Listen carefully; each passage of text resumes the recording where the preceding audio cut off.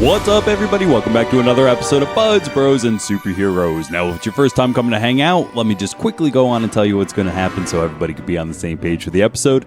The name, Buds, Bros, and Superheroes, acts as section placeholders for the topics of conversation that we're going to have today. So, in the Bud section, that's for people who like the cannabis culture. We have some news, some stories, some reviews. In the Bros section, this is our Halloween special. So, my guest and I are going to talk about Halloween's past, favorite costumes, favorite candies, all those fun types of spooky things. And then finally in the superheroes section, with it being Halloween, we're going to take a little bit of a different course again this week, guys, and talk about Ghostbusters. Not just the original Ghostbusters, guys. We're going full ham on it today. We're going to talk about all Ghostbusters in general. Thanks for coming to hang out. My name is Nick James, and sitting in the co-host chair today is my lovely wife. Everybody, please welcome back Miss MegEliza. Hello, everybody. Great to be back. So if all this sounds like a good time to you, thank you again for joining us. We're going to go ahead and get this podcast started the way that we always do, which is jumping right inside the Bud section. Now, in the Bud section, one of the first things that we start off with is, what are we smoking today, dear?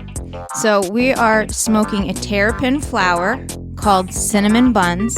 It's pretty high THC. We've got 25%. So we've got limonene, caryophyllene, and myrcene. Close. Caryophyllene and myrcene, or myrcene, some people say. I like to add the Y in there, though, because it's M-Y.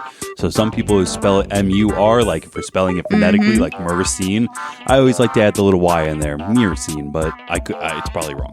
But for our listeners, all those fancy things just, tell you what kind of high you're going to have. Yeah. So the myrcene is the one that's very relaxing, gives you that nice feel in your muscles of just letting go. Meanwhile, the caryophyllene is a great little mood booster, so you're not feeling too stuck anywhere. I would agree that I really like this Cinnamon Buns flower. Well, Terrapin has been fucking killing it lately. They've been really, super duper consistent, and that's what apparently they're going for. They're trying to find a good consistent product, but also keep it at a good price. For those who are traveling with Green and PA and want to step into the medical marijuana program and go and pick some up, trust Terrapin. Lately with their new ones, they have been super duper solid. And even on some of their old ones, like their ice cream cake, their cherry diesel, their grapefruit Durban, all of those are super duper solid. So anybody interested in that, I would definitely check them out. They must have had a really good grow this season, because isn't it harvest time? Isn't it harvest season or close to it? I think we're getting close to it, especially for the holidays coming up. I think they cut in and around that time. Right. So, and the Cinnamon Buns, it is a sativa. So for those of you who like to get things done, we did a pretty good job of cleaning. I think the house looks pretty great. So it did go pretty quick as well. We've got some laundry in, the vacuuming got done, dusted. So it was a little bit of a get up and go. Yeah, and it's always good to feel relaxed and not anxious about it. Like, that's always my problem before I start an activity or something like cleaning the house. I get this overwhelming anxiety about it because it's such a big picture to look at, and sometimes the big pictures overwhelm me, which is why I am in the medical marijuana program, is for my anxiety. And I do think that this Cinnamon Bun really helped me, focus and calm down and just get to it rather than thinking about all the things that I had to do. I just got to it. I loved it. I love it too. I've very much been loving them, but I've also really been loving Grassroots. Now, as a company, from what I hear through the grapevine, they might be a little shady. So we're going to have to look for some upcoming clarity on some rumors going around. They need to maybe be a little bit more transparent with how they treat people, their facility workers. But in terms of product, man, I had to pick up some more live sugar and sauce from Grassroots. Once again, guys, it's the garlic cookies. Man, you and those garlic cookies, that's your I think that's your favorite one. It's got to be for concentrates. It has to be, because we were running low and I was like, fuck, I don't know when we're going to get it in again. Am I not going to have it? And just the idea of not getting it again, almost I was like, no, because I wanted to travel the green. I like to try different things so I could be more knowledgeable for my patients and I could just have a better pace for me as a patient as well. However, this fucking stuff is just so good to me. I love it. Last episode, we talked about the Puffco Peak. It's an amazing little device that just gives you dabs at the perfect temperature depending on your setting. So with that, I can really control what I'm getting out of these garlic cookies, and it's just an amazing taste. It's an amazing effect, feel. Everything about it really is just, it lined up perfectly for everything that I look for when I want to do a dab. Right. And when you told me the name of it, garlic cookies, I was like, bro, I don't want anything to do with that because that sounds gross. Sorry, no offense, but garlic cookies to me does not sound appealing. I do believe we said it in the last episode too. Anybody who's also on the same one of that, it doesn't taste like garlic nor cookies, guys. It doesn't smell like it. It's got a really pungent, distinct aroma to it, though. I highly suggest you go ahead and look at that. Again, for the 1 gram here, just to go through the terps, we are looking at a high myrcene level, which is at 3.988. So it's basically 4%, which is like, that's a heavy hitting one, man. You are going to feel nice and relaxed. But right after that, again, almost like we talked about with our flower here, it's got a high limonene and caryophyllene, which are both uplifting. And so once again, you're getting that really great relaxed body high without losing your mind and getting a little stuck in that haze of like, what was I doing? What's happening? No, like today, once again, to restate, we fucking got up and got shit done. We've been moving since like 8:30. Yeah. So that is what we are kind of taking in through the lungs, but we did do a little bit more baking. You had fun doing that. Go ahead and tell us about our baking experience. Yeah, so we got another container of the RSO. Did we go for the Bubba Diagonal this time? Yes, I think that's what it was called. I remember the name Diagonal was definitely in it because I was like, now we're going geometric. Usually it sticks in like the food area or, a lot of times it's named after a food or I don't know. Sometimes it's named after the strain, and the strain there, once again, we're talking grassroots for anybody keeping track, so they make delicious RSOs. We have gone for the full spectrum before.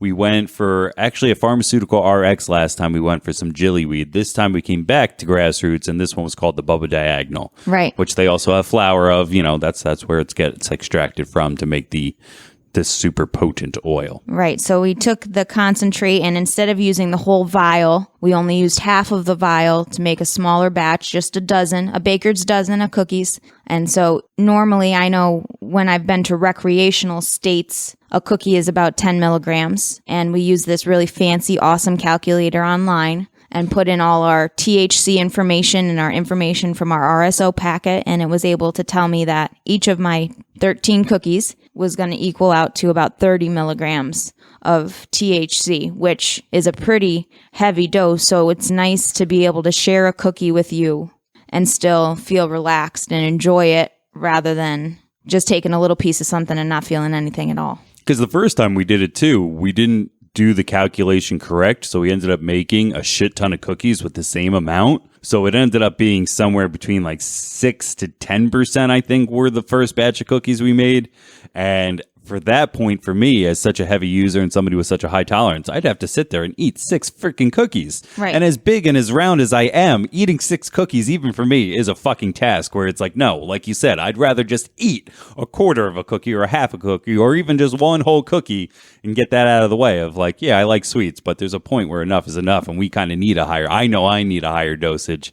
Anybody out there who's not sure, I think it's howtoedibles.com. You can go there and get that calculator that we mentioned. It's definitely awesome. Worth using. Yeah. I mean, it gives you great insight. It lets you be aware of what you're making and, what your result will be. And that's really helpful for, the medicine side of it and taking the right dosage. It's a great way to change up what you're buying and make it more edible and more tasty for yourself, just instead of taking some straight up RSO, because sometimes that can leave a little bit of a yucky taste in your mouth. Yeah, that's short for Richard Simpson oil. I know we are moving away from that. I talked about it on a previous episode because that person right now is unavailable to answer questions because he's running from the FDA. So whether or not he actually cured his cancer by using these high amounts of oils that are then named after him, we don't know. But we are going to switch the name we, as if I'm Mr. Marijuana. But the name is being switched to an FSO, like a full spectrum oil or something like that, just to kind of separate ourselves. So look for RSOs if you want to try that, but they are very thick. So yeah, sometimes I'll just put them between 2 gushers and just chew the whole thing, and it's definitely quicker, that's for sure. But I bet I can probably just dangle it and just do a full swallow. I don't know. We'll have to try, but yes, I agree, dear. Having it in cookie form is quite delicious. What's everybody out there smoking on, guys? What have you been picking up? What have you been baking? What's going on out there inside your travels of the green? Make sure to leave a comment where you can if you're on the YouTubes. Find us on Instagram, Facebook, Twitter, all those fun internet things. But with that, we are going to close on out of this Bud section and enter into the Bros section.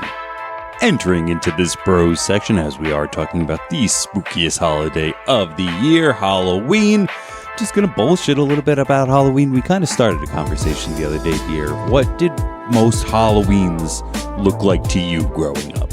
So my family, I was lucky. I grew up close to some cousins and, we were within proximity. So every year for Halloween, I would be driven from home to show off my costume, to all the older relatives, the aunts and the uncles. And that would happen first. And then we would usually have a party at my house.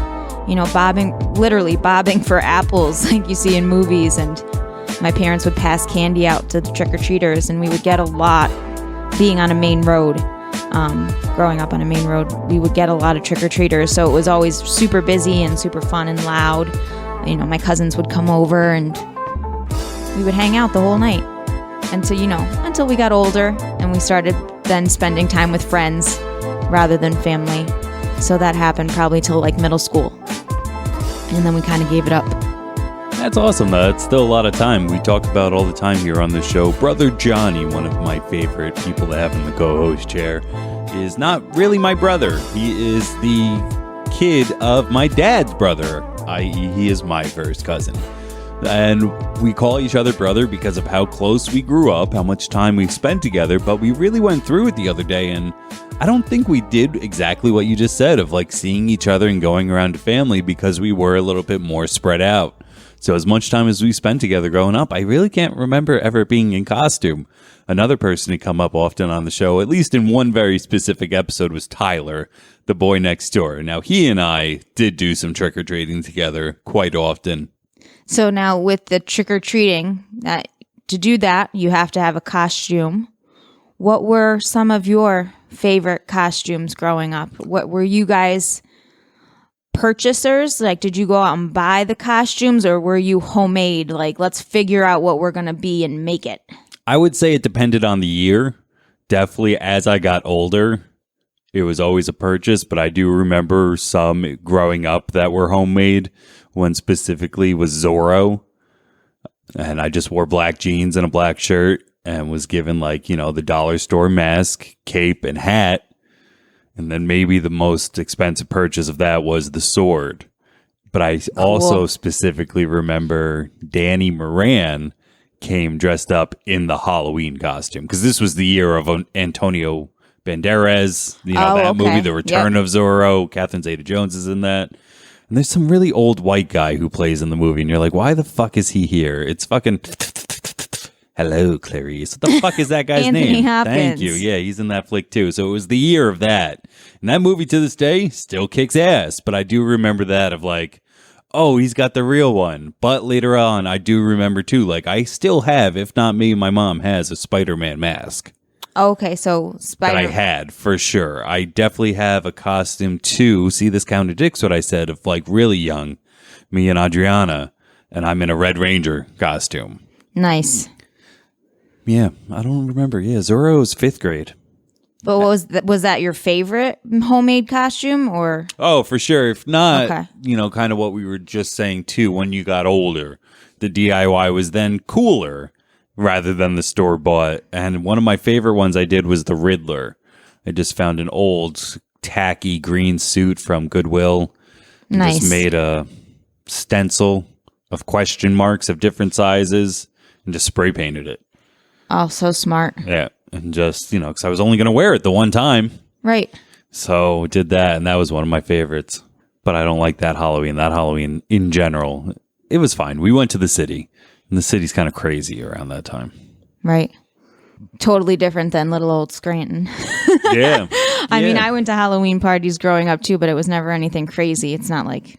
Now, have you yourself actually ever bobbed for apples? Yes. Really? Yes, it was part of our Halloween. We did bobbing for apples. We did it every year. And even when we ended up going to parties, my girlfriend, she had us bob for apples too. It It was just part of the whole experience. No matter what you were, if you had a mask on or if you had face paint, you still did it. It was still fun. It was, I don't know what about it was fun because it's like waterboarding in reverse, but. Well, that's exactly what I was kind of coming to, and we're going to take a small little detour here and talk about it. The tradition of bobbing for apples dates back to the Roman invasion of Britain, when the conquering army merged their own celebrations with the traditional Celtic festivals, which happens quite often when people come in and start telling you this is what you believe now. They often take other holidays and they're like, oh, okay, well, you got one thing right. That's why we have Christmas in the middle of December, because it lined up in between a pagan holiday. Right. So when we started telling people, you're Christian now, it's just like, well, we don't want to do that. It's like, well, you get to keep your 12/25 celebration. Anyway, but apple bobbing was appropriated in the Celtic festival Samhain, Samhain, with apples a sign of fertility and abundance. Still didn't really give me much information of why people were like, hey, if we put it like, I guess because they just float. You would want abundance and fertility this time of year because it's right at the end of the harvest season. So you want to make sure that you have a lot of everything. So I think that would probably be part of it. We've been reading some little stories about Halloween in my classroom. So I definitely have heard some of those words and places and names before this week. In Scotland, it may be called duking.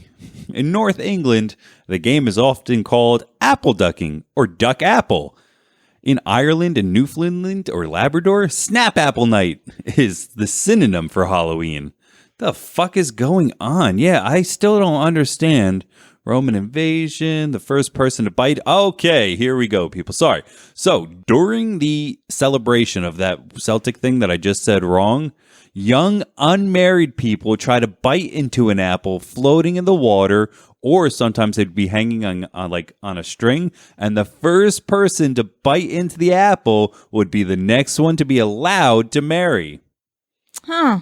Oh, that's cool. So it was like a rite of passage. Kind of. It's kind of almost like catching the bouquet. Thank you. That's exactly what I was going to say. It's almost like a precursor to that.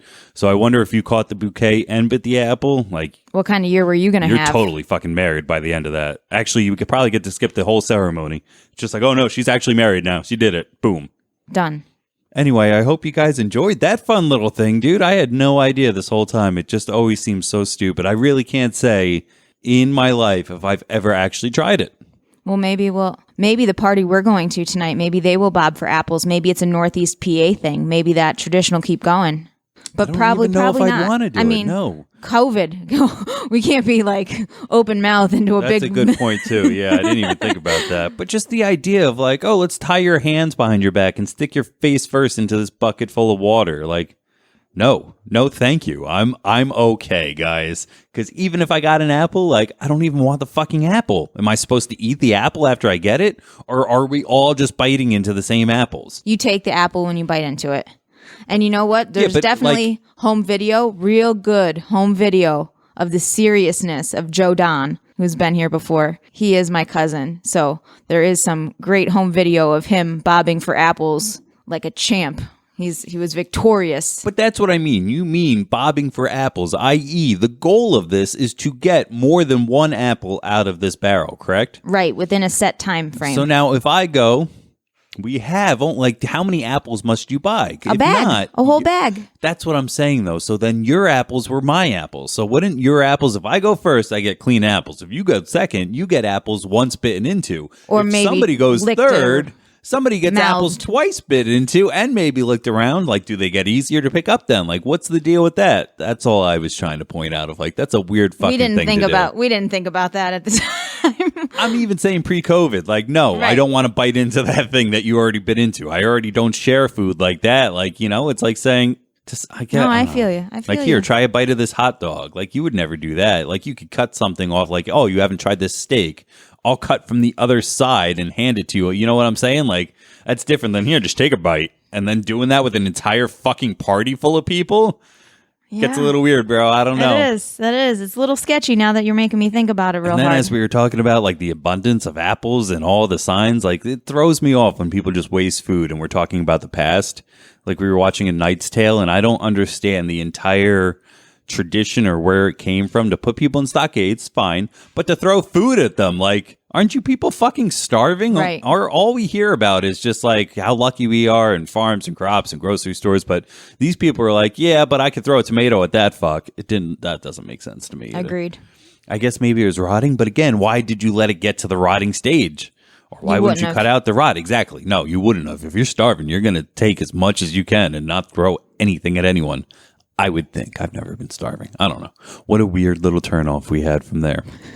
What was your candy goals growing up, and how did that work? Were you a sleeping bag person, or did you actually have like a little jack-o'-lantern that you filled your candy with, or a special bag? A homemade special bag. My mom could actually sew. She like legit made me like dresses and gowns as I went on to high school and stuff.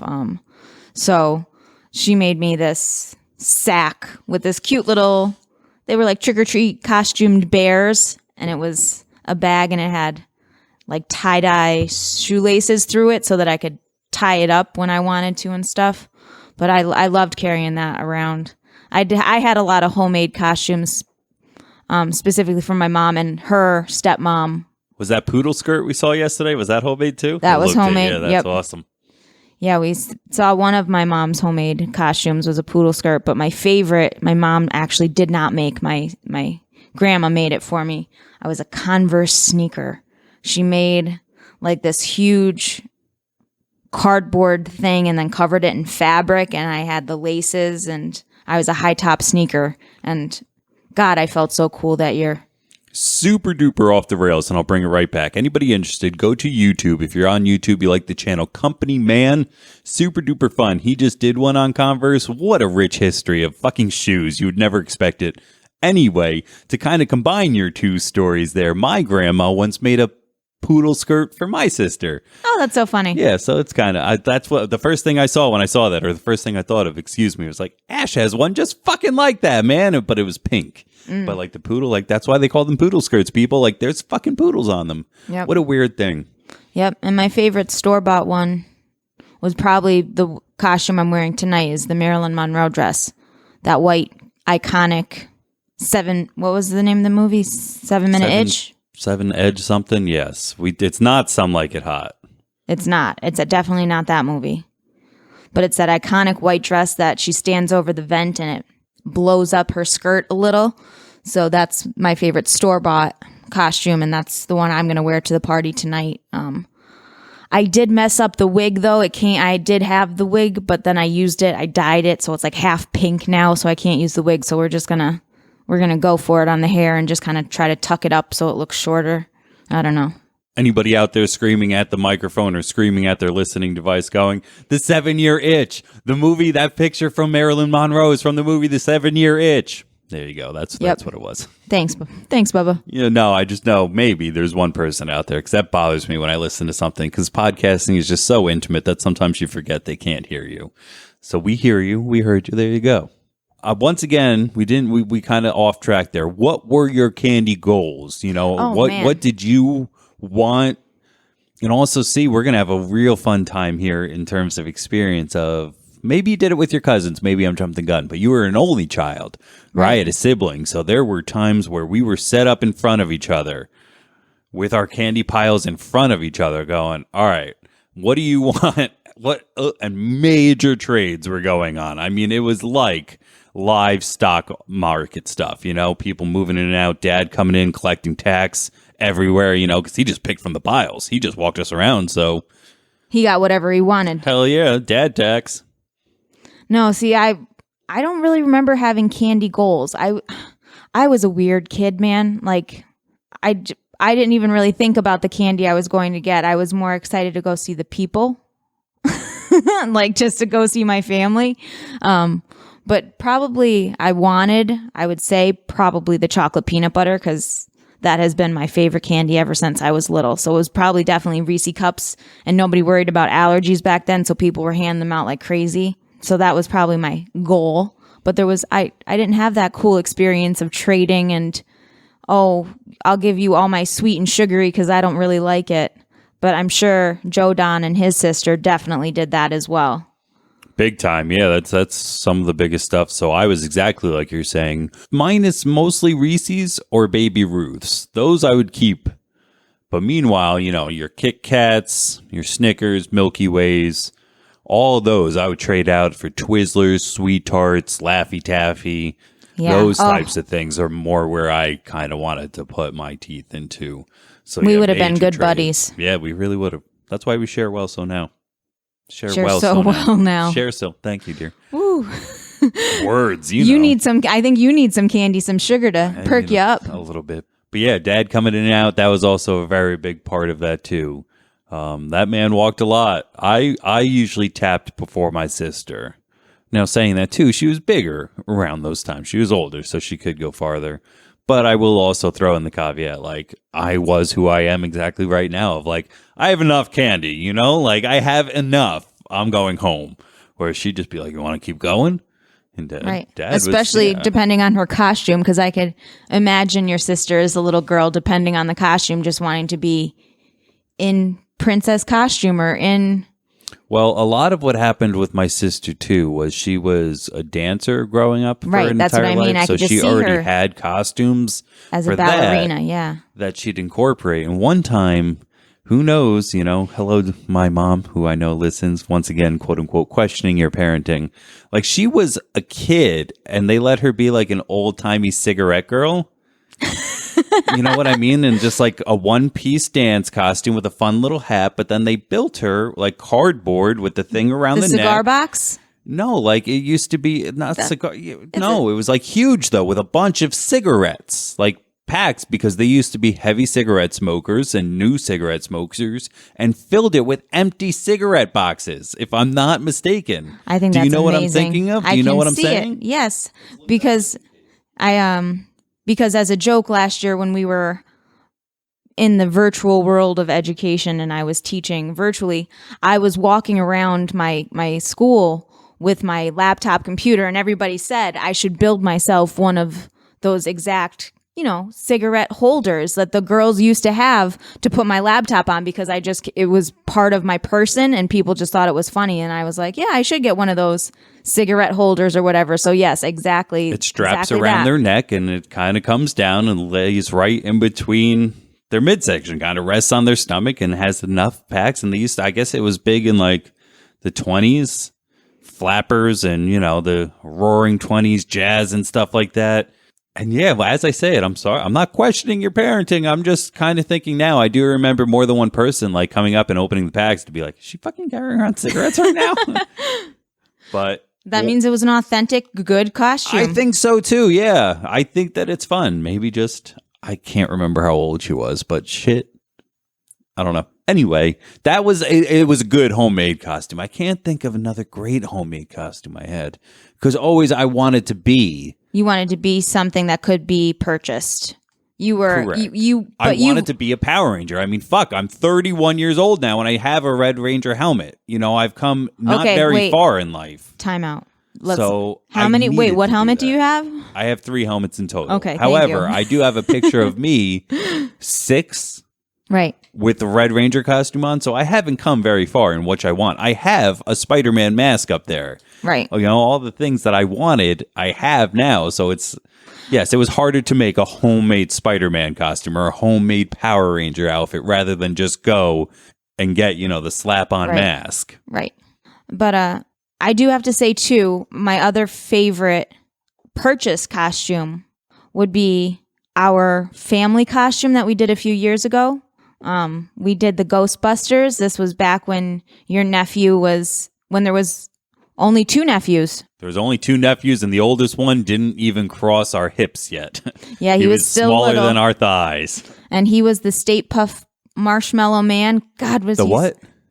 Stay Puft Marshmallow Man. Thank you. We will talk about that. Sorry, I know I put the extra t sound in there. Some people say state puff. But it's not. It's stay, like remain. Puffed, correct. But they don't spell Puffed. They spell Puft. Yes, dear. I'm sorry to jump on you, but Yes. It is something I wanted to make sure to bring up at the other section, which we are perfectly segueing into. But the four of us did so perfectly dress up as Ghostbusters, the four of us being me, you, my wife, my sister, and her husband. And then, yes, their eldest child was the Stay Puft Marshmallow Man. And I will hopefully be able to share the photo because it is freaking cute. Yeah, we'll have to see about sharing the photo, but man, it was a great costume, and we still have them. You're gonna be a Ghostbuster tonight for our party, and I was thinking about maybe matching, but I'm going Marilyn. Let's be fun and beautiful tonight. But see, I was also thinking if you wanted to be Ghost Marilyn, and I could just chase you around, that'd be fun too. How could I do that? Is there maybe put on ghost makeup? Yeah, maybe we'll have to go get some ghost makeup today. It might be fun, but my costume has taken a step up. So the way that it worked out was like, thank God for Hot Topic or maybe even Spencer's. One of the places in the mall had, if I'm not mistaken, these Ghostbusters ones came out when the quote-unquote Lady Ghostbusters came out. So by the time we got to them, they were quote-unquote, sorry for all the quotes, old. But when you look at a Ghostbuster, it didn't change. So you really didn't know. And they were like 75% off, I think. They were ridiculously cheap. Like, for unbelievably. all four of us, it was $10 or $10 a suit. So like less than $50 with tax and all that for 4 adult size Ghostbuster costumes with inflatable proton packs. Right. And it was the jumpsuit with the patches on it. Like, it looked... They decent. look pretty good. They look pretty decent. Like, they weren't the cheap ones for sure. They weren't that weird meshy material. They were actual like jumpsuit material, decent costumes. But with that, I was still a little unsatisfied because I could dress up like a Ghostbuster every year.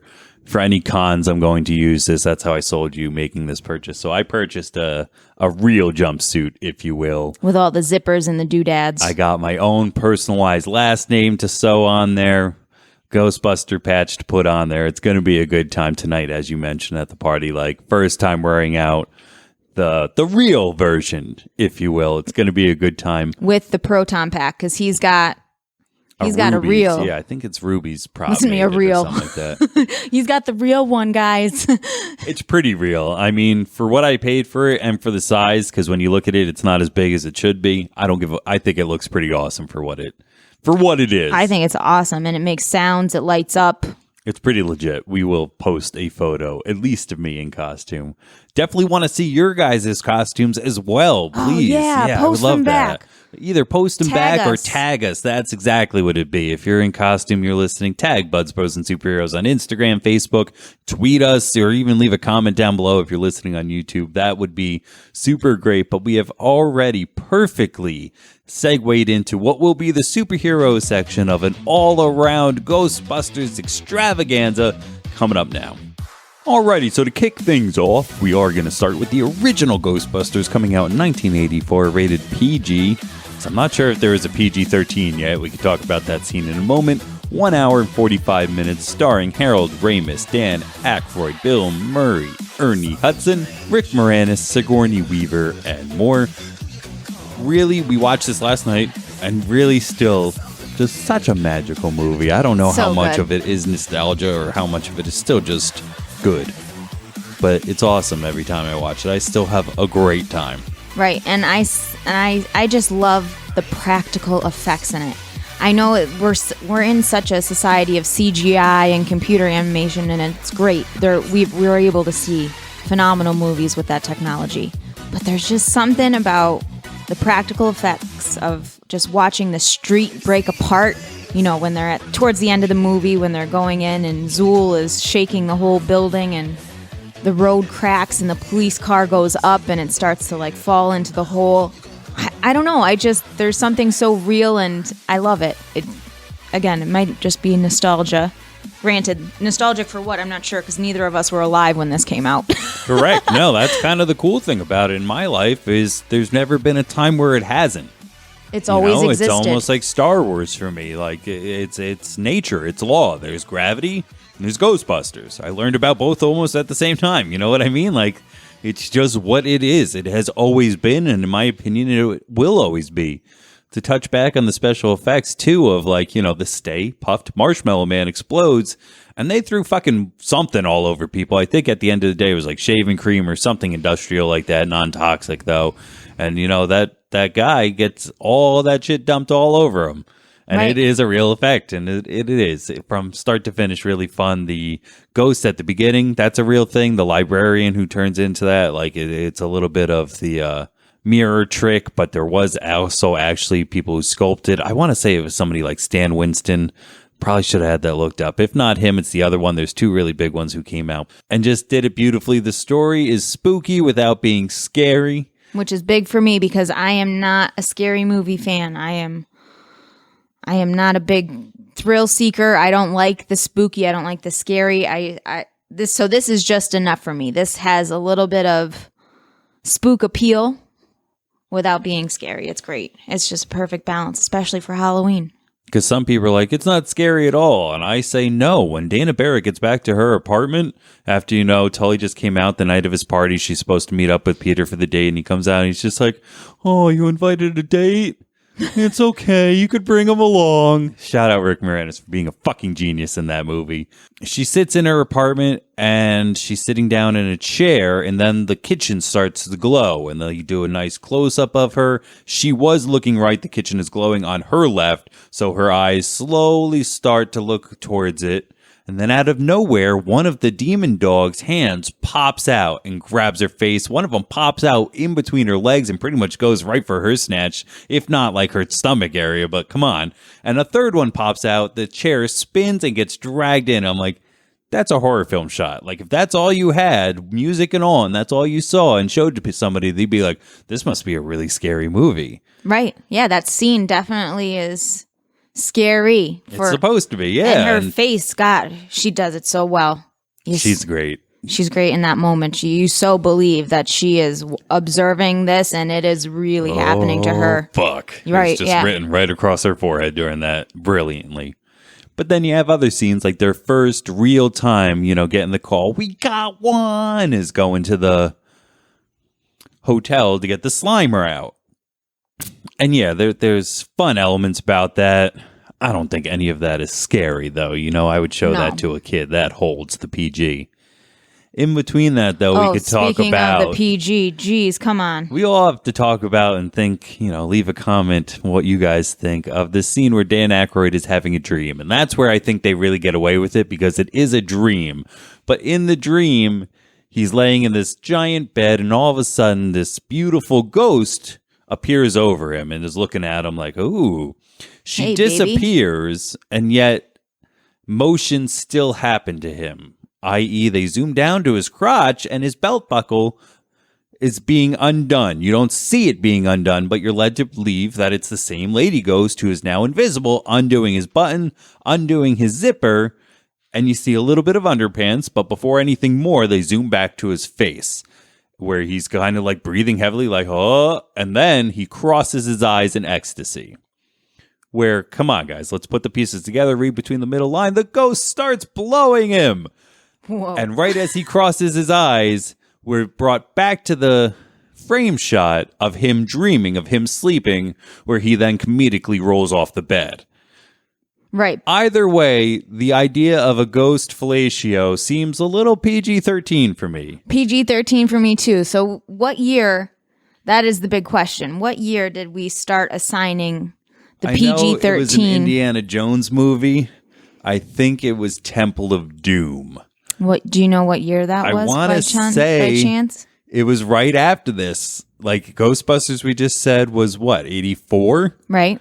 I think Temple of Doom was like 84, 85, 86. Let's look it up. Hold on. Drum roll, please. It was also in 1984, so maybe this one snuck out a little bit first. I'm almost positive it is Temple of Doom either. Let's just double check that too, because once again, that person on the other end of the microphone is just like, no, it's not, if I'm wrong. All right, so what is it? I'm right and wrong. So Indiana Jones and the Temple of Doom created the PG-13. That movie came out as a PG, and people went, are you fucking kidding me? So because of it, gotcha. the PG-13 was established, and now I'm reading Red Dawn was the first PG-13 movie, the original, back with Swayze. And when did that come out? Right soon after all of this is happening, August 10th, 1984. Okay, so we're looking at the end of 84, 85. So before either of us were even a consideration of existing, we established PG-13, which is cool. I thought it was a little bit later than that. I thought it was closer to 90, personally. If I'm not mistaken, it was definitely the scene where the evil cult leader breaks through somebody's sternum to rip out their heart and watch it beating. Wow, yeah. That would might be a cause for effect for a PG-13. What do you think? I would say so. I would definitely have been spooked as a child, probably still as an adult, if I saw if I saw that. But can we now jump a little bit? I know we're talking about the original Ghostbusters, but can we divert and jump all the way to the brand new Ghostbusters? Can we just... For a second, let's stop at number 2 first. Not that we won't talk about the in-between reboot or remake. We will. But really quick, just want to establish that in 1989... So well after the PG-13, number 2 came out and they kept it PG. So maybe that's why it is a little bit more tame. And some people think that it lost a little bit because to them, they didn't want to lose the PG, but now the rules were changed. Right. So when you look at number 2, it's not as, I mean, one scene, Bill Murray, it's my favorite part as he's arguing with the fucking IPA guy. And Dan Aykroyd, the second before it, said, everything was running fine until Dickless over here turned off the machine. Dickless being the EPA guy, and the mayor goes, "Is this true?" And Bill Murray goes, "It is. This man has no dick." And that's a PG-13 joke. So you lose some of that edge if you watch number 1, and I want to watch number 2 to confirm. In number 1, find a scene where they're not fucking smoking cigarettes, bro. Wow, yeah. I had never really, you get the famous Dan Aykroyd where he's got the goggles on his head and he's smoking and the cigarette kind of falls out. I knew that frame and I knew that image was pretty famous. So the idea of them having cigarettes was never not in my mind. But fuck me, Freddy, if they're not smoking every other scene in that movie. Yeah, it's they're pretty driving, much chain smoking. Yep, all of them. I'm surprised there weren't even but we weren't in the consumer society that we are now. I'm surprised that we didn't get the branding of the cigarettes, that we weren't sold a kind of cigarette at that time. By that point, it might have been illegal. Oh, okay. That might have come into play because I know something with branding because that's why eventually we stopped seeing commercials. Right. Because when we were kids, we saw Joe Camel commercials all the time. And that eventually phased out. You can't see billboards. So maybe by that time we weren't branding or doing that. Okay. That also depends on when E.T. came out because Reese's Pieces, there's a whole lot of stuff. Maybe that was definitely out by 84. E.T.? No? I don't know. Drew Barrymore. I'm trying to... how old is she? She can't be that much older than us. Yeah, that was 82. So some sort of brand stuff was going on for sure. Because, that's a big Twinkie. Right. That could have been a big anything. That's a big crimpet. That's a big piece of pie. So Twinkie was definitely a sell. And I wonder if Twinkie paid for that or if it was just in the movie. At that time, I would assume the former, but product placement definitely wasn't what it was today. Right. Whereas I think now you could buy Twinkies seasonally with Ecto Green slime in them. That's how much the brand has thus come together since then. Speaking of, can we put a picture up of the Slimer I made you? Yeah, you painted a nice photo of that.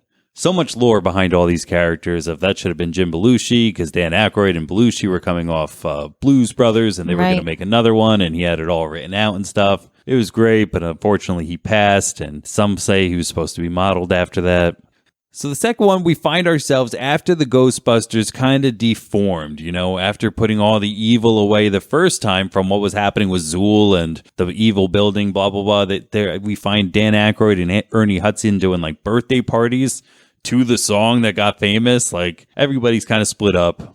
To quickly go through it, we're going to have to put everything back in the box as Dr. Yanov Poha gets evilly, what's the word? When somebody possesses, he gets possessed by Vigo, who's this old ass sorcerer guy, kind of like an evil Merlin who has his essence horcruxed into a painting. If you're nerd enough to keep up with that, cool beans. And the Ghostbusters have to come back together, more or less because of some slime that's involved too. it's kind of a drudge up of the same thing. Yeah. A great evil has come to Earth, in which has caused extra spookiness to happen, to have these people come together and catch them and round them all up and then fight them at the very end. Right. So very superhero-y.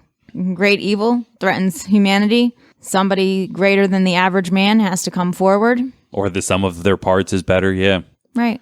Team victory right there. And as you could tell by our kind of quick summary of this movie, our not even want to talk about it. I'm happy it exists, but it's definitely no Ghostbusters. It's there's something special about that first one. I don't know. There's something magical about it. This and like one just you said, loses a little bit. Yeah, there's just, I don't know if it's because they waited so long. 5 years is a while, but not really in terms of when it was made, because like by 5 years, it probably wasn't even out on home release for... Right. You know what I mean? Like there used to be years in between theaters and home release, kids. There was no instant streaming. There was nothing like, oh, we only have to wait 3 weeks now and then we can months and months later it would appear at Blockbuster and you were so excited to have it for the weekend before you could buy it. Just because you could rent it didn't mean you could buy it. Sometimes it wasn't even the weekend. If it was a fresh movie, do you remember like you'd have to have that one-night rental? You have to have this shit back tomorrow morning, put it in the drop-off box or you face late charges. Right. Crazy. And that was back in the time of tapes, which speaking of, we were talking about spooky movies and I've been trying to, get my students to experience a multitude of different media and stuff. And we were talking about movies and the movie that came up as a scary PG-13 movie was The Ring. And I said maybe it lost a little bit of its spook because the whole threat in that is a VHS tape. The whole villain, if you will, lives in a VHS tape and kids today don't have them, know them, use them. So what kind of real scare is there? There is no threat anymore. It's gone. But that used to be such a scary PG-13 movie. Not anymore. That's so fucking funny that you were talking about that. So to kind of move on, Ghostbusters Afterlife is coming out in just a few weeks. We only have to wait till November 19th. Oh, yeah. Oh, we have a runtime, 2 hours and 4 minutes. That's fucking awesome. I feel like that's the perfect amount because an hour and a half in my mind is the perfect comedy length. 2.5 hours is kind of like the superhero length that we need now to really get that arc in there. So I feel like 2 hours for a spooky comedy is mystery just as well. Mystery. Because we need time to unravel the mystery and we also need time to say what happened to all this time. Because we have seen 100% the same exact infomercial that Dana watches that gets her to call them like, we're ready to believe you. Comes like she finds it on YouTube. She being one of the main characters, I'm assuming, the girl finds it on YouTube. We watch it. So this is the same universe. It's an exact continuation of it. And we're getting a bunch of people in it. So the one person, of course, is Finn Wolfhard, the fucking Stranger Things kid. You're balls to the wall excited about that. I am. I love Stranger Things. I'm like addicted. I love watching. I could rewatch it a million times. I love the characters. I love the spook fact. God, that is such a good spook factor too. It's just enough to not be too scary. I could totally get into it. So I can't wait to see him in the world of the Ghostbusters that I love so much. And I love that they did that overlay. We watched that special where they talked about the effects in this new movie. And one of the effects are those super cool, like neon pink lights, if you remember from the original Ghostbusters, where when we see the spirits all dissolving up into New York City, there's streaks of like neon pink and there's orbs of pink kind of swirling about the city. And in this new movie, they use that same, even though it's outdated now, you would think. It looks very, very similar. But it looks very similar. They just use that same energy, literally. Like they're using the way the energy looked in the original in the new one, and it just gives you that full feeling in your chest, like, oh, they've got the bones to this. They're doing the right thing. So as brought up, I just want to give McKenna Grace her shout out. She's Phoebe. So that's who I was talking about. The character Phoebe is watching YouTube and sees who I think is going to be her grandfather, played by Harold Ramis, the great Spangler. They move into their house. So it says here on the IMDb, when a single mom and her 2 kids arrive in a small town, they begin to discover their connection to the original Ghostbusters and the secret legacy their grandfather left behind. We do see a little bit of Annie Potts in there for just as a little bit, who played Janine. Janine, quit looking at me. You give me the bug eyes. Like the original. We got one! From newer footage, it looks like we saw some behind the scenes of the first movie that looks like it's supposed to be repurposed now for news footage of Harold Ramis and Annie Potts kind of hugging. And she's in it, so maybe she's going to be their long-lost grandmother or something. I don't know. Anyway, they move into his house. Spooky stuff starts happening again. Paul Rudd is there figuring shit out. We see little Stay Puft Marshmallows in the trailer. Like, the one thing we obviously have to comment on is that the director is the son of the original director. Jason Reitman is Ivan Reitman's son. And, like, when you talked about... Legacy, man. It really is a legacy, and he's really taking it seriously. And apparently he's a filmmaker in his own rights. It's not like this kid's just grown up and all of a sudden they were like, hey, you're a realtor, but now since you're Ivan's son, you should make a movie. You know what I mean? Like, he is a director in his own right, going through a bunch of movies in which I like. One of my favorite movies, Thank You for Smoking. I love that movie. Really, truly. I really enjoy Juno. Up in the Air is not one of my favorites, but it had Anna Kendrick in it, and she's really funny, so I watched that one too. George Clooney is very in that movie. He bothers the piss out of me, so I can't say I truly like it. But, I mean, he's made 20 movies before he's made this. So he's got a pretty good resume. Just came off Tully, which I heard was good. I haven't watched that. That's the one with Charlize Theron. Did 2 episodes of The Office. Hey, shout out for The Office, Scranton, the Electric City. Dude, he did the local ad one. The one where... Speaking of holiday, here's a holiday find for all those guys out there. If your lady friend likes The Office, Alex and Ani, the bracelet company, just came out with a line of Office bracelets, which is pretty cool, pretty neat. That's a good holiday find. That's just me going off on a tangent. So we did bring up Finn Wolfhard, McKenna Grace. Carrie Coon is going to play Callie. And notice as we meet Trevor, Phoebe, and Callie, we're not given any last names as to try to keep the mystery going. Because maybe at the end of the day, they're going to throw a red herring. And this whole time, they've been like, Spangler, Spangler, Spangler, Spangler, Spangler. Oh, you're actually Venkman's kids. And we're like, what the fuck is happening? You know what I mean? Like, right. Out of nowhere. But Sigourney Weaver is also on here. Bill Murray, Dan Aykroyd, Ernie Hudson. Obviously, we cannot have Harold Ramis in the movie because he has passed. Rest in peace, sir. Late and great. Funny man. Director in his own right of just great stuff. That's why I think it'll be his kids, and it's not a red herring. But who knows? And like I mentioned, Paul Rudd's getting thrown in there as Mr. Gruberson. What a name. Gruber's son. So maybe we have to look out for a Gruber. Maybe.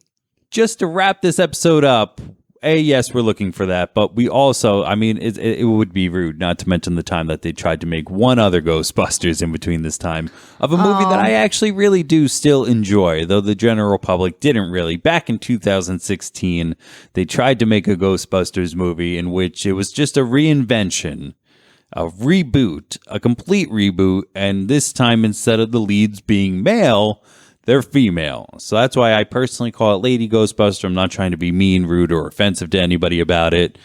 It's just how to, like, because they called it, too, just Ghostbusters. How are we supposed to know what we're talking about? Like, oh, have you ever seen Ghostbusters? Which one? It's easy. What, should I say the dude Ghostbusters then? Whatever.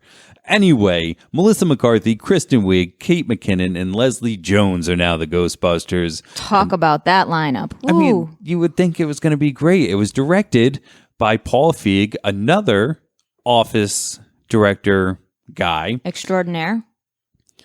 My biggest problem with it, I feel like with all the talent, all the improvisational talent that these 4 actors bring to it, improvisational talent that these 4 actors bring, just made a script unnecessary. So they look for beats. And there's times where we're waiting for a beat. We're just like, the fuck are we doing right now?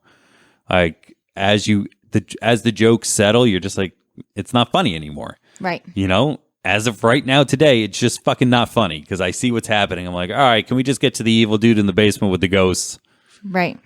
There were too many moments of funny. It wasn't a standalone comedy, and it's almost like this new one was a comedy with the back burner of being ghosts.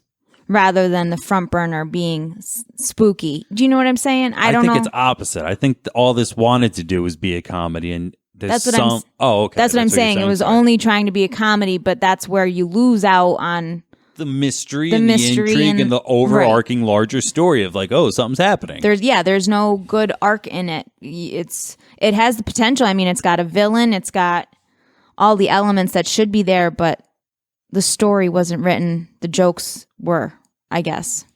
And the soup joke was a big joke throughout of like the Chinese food. And I was like, this is just very strange. Now, but in between there are some funny ones. Of course. I mean, it has its moments, and they were all in the trailer. That's true, too. It did not leave much to... Watching it is... You got to let go. Yeah, you got to let go and say Thank you. Perfect. This is not part of my Ghostbuster experience. This is a movie on its own. You have to, because otherwise it's just... You're looking for things that aren't in it. You're brilliant, dear. I think that's even like the perfect way, kind of, because I don't want to sit here and bash it. There are things I like. It's in my collection. It's there. We just watched the first one. We might watch the second one.